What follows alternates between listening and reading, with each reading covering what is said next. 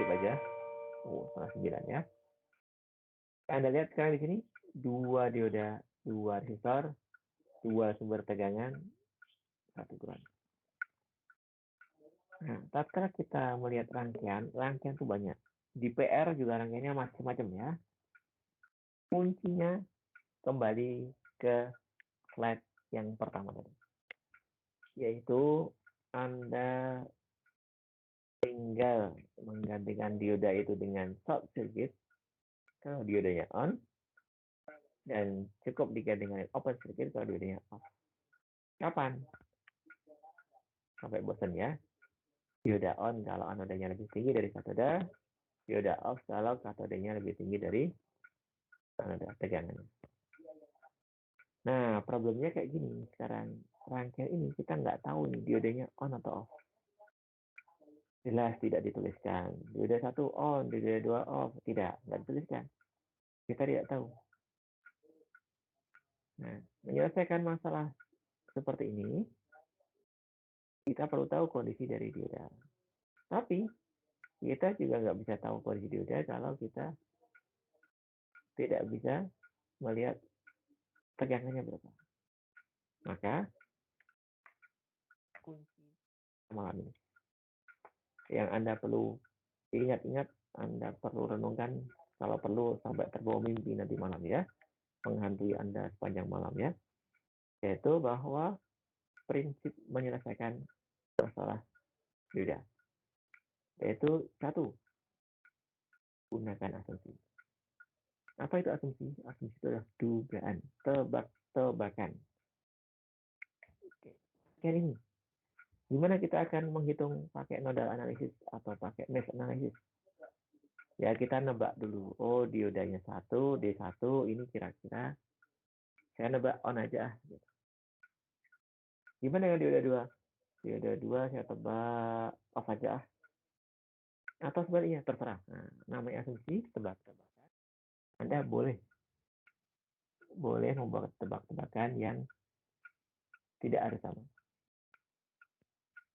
Ya, boleh feeling, boleh asal. Ya, yang penting Anda punya asumsi. Oke, Anda punya asumsi. Yang kedua, setelah Anda punya asumsi, nah asumsi itu kan berarti ada konsekuensi. Kalau kita asumsikan dioda 1 itu on, berarti dioda itu akan kita gantikan dengan open top atau short circuit. Kalau dioda on, genio. Kalau Anda tadi asumsikan dioda 1 saya asumsikan on, berarti diodanya kita gantikan dengan apa? Open circuit atau short circuit?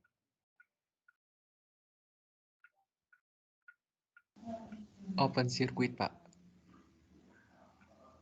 Open circuit itu artinya arus bisa mengalir atau tidak? Bisa, Pak. Balik ya, open circuit itu berarti arus tidak bisa mengalir. Nggak ada jembatannya ya. Berarti kalau Anda mengasumsikan diodanya on, berarti dia harus digantikan dengan short circuit. Ada jembatannya sehingga arus bisa mengalir. Oke, ya. Jadi Anda asumsikan, oh saya punya 2 dioda, dioda 1 dan dioda 2. Saya asumsikan dioda 1 on, dioda 2 off. Berarti artinya apa?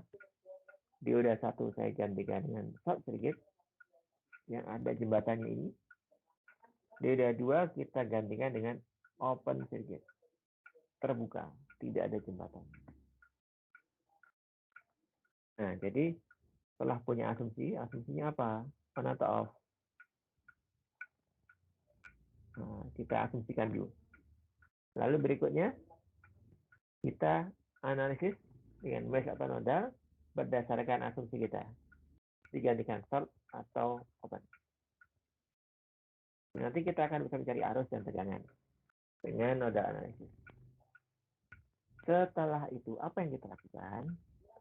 Ketemu arus tegangan, asumsi itu harus diuji. Anda punya asumsi, Anda punya dugaan, itu harus uji. Tidak boleh Anda mempercayai asumsi itu. Anda punya tebak-tebakan, lalu Anda terlalu percaya dengan tebakan Anda. Nah, tebakan harus diuji, harus dicek. Benar nggak sih asumsi kita? Nah, gimana cara ngeceknya? Ini panduannya, yaitu kita harus ngecek tegangannya. Tegangannya kira-kira benar nggak dia seharusnya konduksi? Apakah dia seharusnya forward bias, yaitu apakah seharusnya anodanya ini dan katodanya ini arahnya tepat, atau jangan-jangan katodanya lebih tinggi dari anoda, berarti nggak mungkin dia konduksi. Lalu yang kedua adalah apakah arah arusnya sesuai dengan arah dioda. Nah, dua hal ini perlu kita tanyakan. Kita lihat dari hasil yang kedua tadi, hasil ngitung yang kedua. Kalau ketemu yang ngitung yang kedua itu betul sesuai asumsi, berarti asumsi kita tepat. Tapi kalau nggak, berarti asumsi kita harus diubah karena ada yang salah. Oke, jadi ini Anda bisa baca di buku. Di buku ini contohnya dijelaskan, contoh yang lain juga dijelaskan ya. Nah, maka contoh di sini Anda boleh pakai asumsi tertentu. Asumsinya adalah misalnya kita ambil saja D1 itu kita asumsikan on, D2 kita asumsikan off. Apa artinya? Rangkaian ini akan bisa kita gantikan sebagai rangkaian seperti ini. Min 10, 5 kilo, lalu di sini open ya. Ini open 10. Jadi ini ground. Jadi ini titik B-nya ini di sini. Ini digantikan short circuit. Yang ini Anda gantikan open circuit. Yang dioda 1 short, dioda 2 open.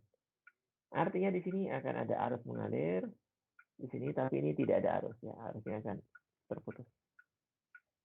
Sehingga Anda gunakan perhitungan biasa, yaitu bahwa di sini berapakah arusnya?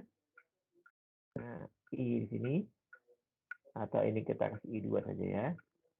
I2 ini adalah 0 min dari min 10 dibagi 5 kilo alias ketemu 2 miliampere. Lalu ID di sini, ID2 ini adalah 0 karena putus ya. Sekarang kita cek. Kita akan cek. Kalau keadaan kayak gini nih, berarti kita lihat VB kita adalah 0. Di sini 0 ya. Nah, kalau keadaan kayak gini, arusnya 0, ID2-nya arusnya 0, berarti tegangan di sini berapa? Tegangan di titik ini adalah, karena tidak ada arus, berarti volt Kirchhoff kita akan dapati di titik ini adalah 10 volt juga. Nah, Anda lihat bahwa di atas 10 volt, yang di bawah 0 volt. Apakah betul ini diodanya off? Kita akan lihat salah. Karena harusnya kalau ini dioda, kalau ini 10, yang atas 10 bawahnya 0, ini arus akan mengalir. Maka artinya apa? Asumsi kita keliru. Nah, ini berarti kita akan lihat asumsi salah ya. Asumsi salah. Nah, kalau asumsi salah berarti ini harus kita ubah. Ini bukan. Oke, ini kita ubah. Ini jadi on aja deh. Nah, kalau ini on berarti gambar kita akan berubah. Jadi